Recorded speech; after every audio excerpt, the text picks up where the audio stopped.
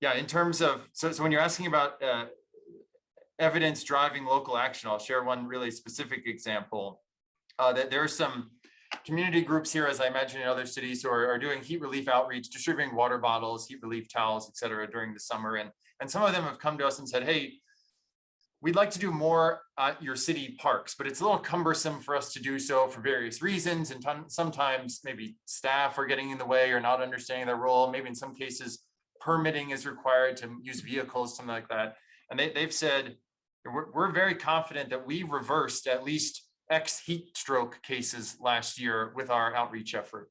And that was, I mean, I've been working with climate and health data for a little while now, and that was the first time a group had come forward with that measure. They said, we got in the way of a specific number of heat stroke cases, and we're using that as an argument to get a permit or whatever other sort of permission we need.